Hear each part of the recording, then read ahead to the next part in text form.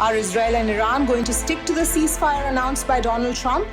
Hi, this is the Hook News Wrap. Here are the day's top stories. Tensions in the Middle East remain high, just hours after the ceasefire between Israel and Iran was expected to take effect. Israel claims Iran fired 2 missiles towards its territory on Tuesday morning. While those were intercepted, Defense Minister Israel Katz said he had instructed the Israeli army to respond forcefully to what he called a violation of the ceasefire.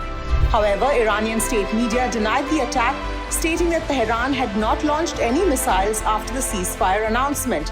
It added that the Iranian Supreme Council had declared a cessation of war on the Zionist enemy and its vile supporters. Back home, the Indian equity markets turned jittery after news of the ceasefire violation. The Sensex and Nifty opened strong, taking a cue from the ceasefire rally across global markets. But by the end of the session, both indices had given up most of their early gains amid renewed uncertainty. Crude oil prices also reacted. After falling sharply following the ceasefire news, oil saw a partial rebound.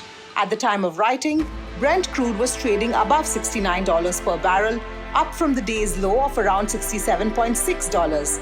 Staying with geopolitics, Japan has made a significant move in the defense space. For the first time, its army has test-fired a missile on domestic soil.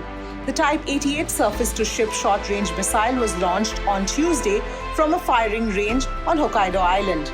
In the past, Japan has conducted such tests overseas in the United States and Australia. This latest move is seen as part of its push to build strike-back capability as a deterrent to China. Now to the Indian economy. S&P Global Ratings has raised India's GDP growth forecast for the current fiscal to 6.5%. The agency cited lower crude prices, expected monetary easing, and a normal monsoon. It also noted that ongoing geopolitical tensions were unlikely to put significant pressure on the rupee or inflation. And finally, a trade update. Finance Minister Nirmala Sitharaman has said India is close to concluding trade deals with the United States and the European Union. Speaking at a trade conclave organized by India Exim Bank in Delhi, she said negotiations were progressing rapidly. As India aims to hit $2 trillion in exports by 2030, the focus now, she said, is on signing more free trade agreements. That's all we have in this edition of the Hook News Wrap. Log on to hook.online for more.